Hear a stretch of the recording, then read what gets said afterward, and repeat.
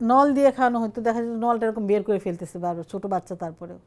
ওগুলো যখন ভিতর দিত চিৎকার করতে থাকতো। গোড়ালি, পায়ের গোড়ালির নিচে ইঞ্জেকশন দিত, মাথার চুল চাইসা নিয়ে চান্দির এইখানে ইঞ্জেকশন দিত। এরকম করে আমরা 17 দিন হাসপাতালে ছিলাম। তারপরে আমরা বাসায় যাই। বাসায় যাওয়ার 2.5 মাসের মধ্যে ওই যে একবার নিউমোনিয়া হলো। যে মুহূর্তে জানলেন যে আপনার দুটো সন্তানই সেরেব্রাল পলসি বৈশিষ্ট্য সম্পন্ন, ওরা সাধারণ শিশুদের মতো না, মা হিসেবে আপনার কেমন লাগলো এবং তারপরে এই বিষয়টাকে আপনি কিভাবে গ্রহণ করলেন? আসলে তো আমি জানতামই না যে সিপি নামে কোনো সমস্যা পৃথিবীতে আছে। কারণ আমার রেফাত খান তো ওর প্রথম সন্তান ছিল, আর আমার বয়সও তখন কেবল মানে 23-24। তো আমার এতখানি ধারণাই ছিল না যে এটা কোনো রোগ বা এটা এরকম ভয়াবহতাভাবে পৃথিবীতে আসছে। তো আমি যখন জানি আমি আসলে রোগটা কি সেইটাই আমি বুঝতে পারি নাই, সমস্যাটাকে আমি সেটাই বুঝতে পারি নাই।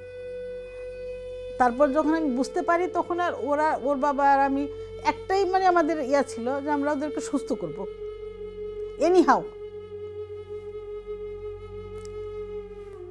এই তো শোনার পর থেকে মানে আমরা মেনলি আসলে ওদের কিভাবে ট্রিটমেন্ট করা যায়, কিভাবে ওদেরকে সুস্থ করা যায়, কোথায় গেলে ওরা সুস্থ হবে, ডাক্তার, কবিরাজ, ঝাড় ফুঁক কোনো কিছুই বাদ দিইনি।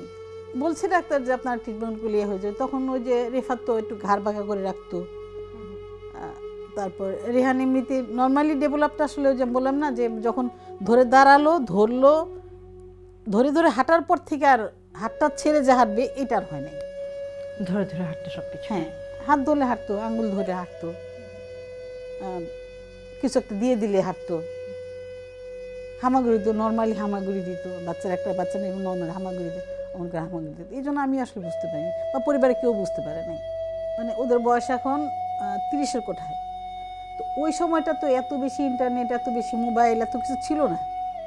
আমরা নর্মালি পেপারে বা রেডিওতে শুনে জেনে যতটুকু আমাদের জ্ঞান বা বই পুস্তক পড়ার পরে যতটুকু জ্ঞান। ঠিকই বলেছেন, যে কারণে আমরা হয়তো জানিও না যে এরকম একটা কিছু হইতেও পারে। 30 বছর আগে আসলে এই সেরেব্রাল পলসি বলেন বা নিউরো ডেভেলপমেন্টাল ডিসঅর্ডার বলেন, এই বিষয়গুলো নিয়ে কোনো ধারণা মানে কিছুই ছিল আমাদের ছিল না। কিছুই ছিল সেটাই না। সেটাই লোকজন বলতো যে পাপের ফল, বাবা অনেক পাপ করছে সেজন্য এরকম বাচ্চা হয়েছে।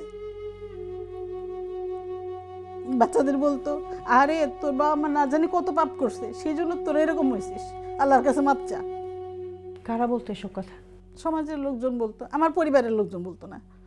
আমার পরিবার, আমার শ্বশুর বাড়ি, আমার বাবার বাড়ি এত আমাকে বেশি সাপোর্ট করছে যে আমি রেফাত রেহানকে নিয়ে এত দূর আসতে পারছি।